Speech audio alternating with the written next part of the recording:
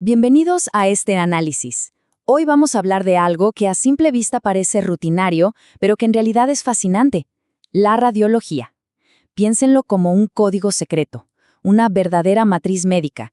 Es decir, logra mapear algo inmensamente complejo y tridimensional, como lo es el cuerpo humano, y lo transforma en imágenes bidimensionales que, literalmente, salvan vidas todos los días. Descifrar cómo funciona esta ciencia de precisión geométrica es un viaje increíble, así que vamos a empezar. Al observar cómo trabajan los profesionales médicos en todo el mundo, hay un detalle que queda clarísimo. Definitivamente no están adivinando. Nada se deja al azar. En realidad, para capturar esa imagen perfecta y sin margen de error, dependen de un sistema GPS espacial sumamente riguroso. Es todo un lenguaje universal. Para entender este sistema, nuestra agenda de hoy cubrirá lo siguiente. 1. El lenguaje universal. 2. Los ejes y planos anatómicos.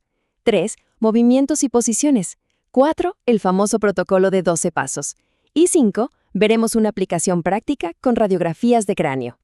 Pasemos al punto 1. El lenguaje universal y su terminología esencial. Bueno, para que los técnicos y médicos de cualquier parte del planeta naveguen exactamente por el mismo mapa anatómico, es absolutamente crucial entender la posición anatómica universal. Imaginen que es como el norte en una brújula. Es el ancla que le da sentido a cualquier instrucción radiológica posterior. Sin esto, las indicaciones simplemente no tendrían sentido. A partir de ahí, resulta fascinante ver los contrastes espaciales. Por un lado tenemos el eje de adelante hacia atrás, conocido como anterior-posterior, y por otro, la terminología medial-lateral. Básicamente, lo medial es lo que está más cerquita de la línea media del cuerpo, mientras que lo lateral es todo lo que se aleja hacia el exterior. Es una división matemática pura de nuestra anatomía. Siguiendo con esta lógica, es clave notar la diferencia entre proximal y distal. Proximal significa que algo está más cerca del tronco del cuerpo, como el codo. Y distal, claro, significa que está más alejado, como la muñeca. Esta precisión en las palabras es un verdadero salvavidas para evitar cualquier confusión en la clínica. Vamos al punto 2. Ejes y planos anatómicos. Las dimensiones del espacio. Imaginen por un momento que trazamos líneas invisibles para crear coordenadas exactas en 3D, por donde va a pasar el haz de rayos X.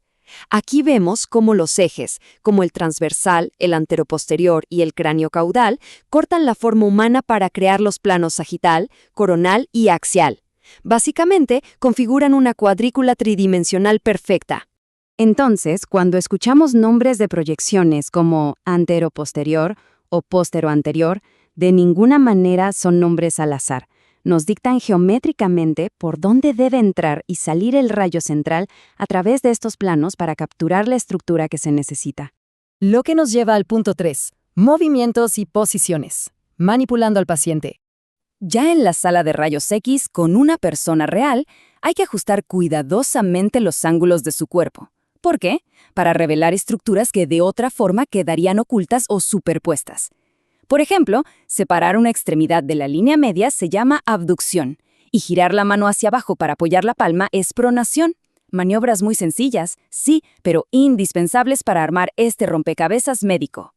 Pasamos al punto 4. El protocolo de 12 pasos. Una secuencia rapidísima y lógica. Esta es la fórmula maestra. Es prácticamente la lista de chequeo de un piloto antes de despegar.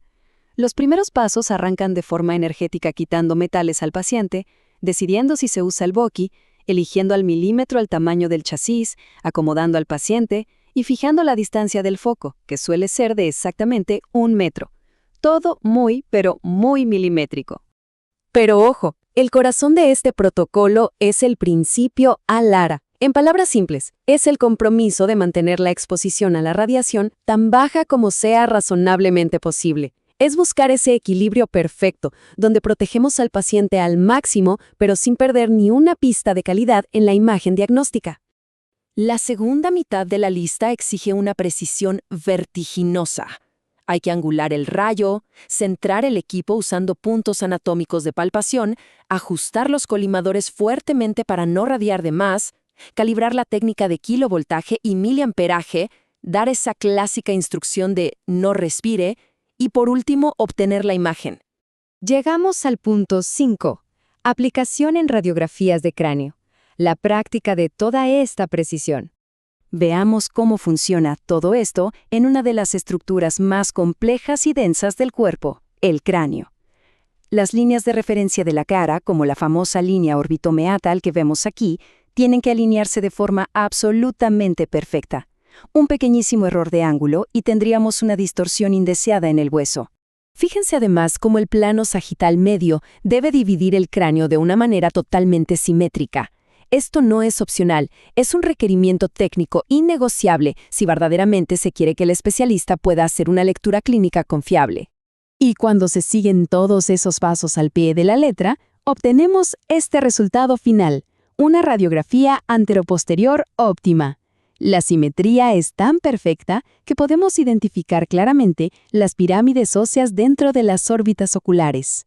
La diferencia en la preparación del equipo es súper notable dependiendo de la vista. En una toma anteroposterior, se necesita la parte trasera de la cabeza contra el boqui, con 0 grados de angulación.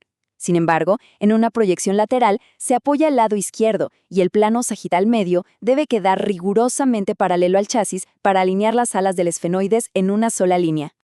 Analizar todo esto de verdad nos deja pensando en la enorme cantidad de precisión, invisible, vocabulario estandarizado y geometría pura que ocurre tras bambalinas en cuestión de segundos.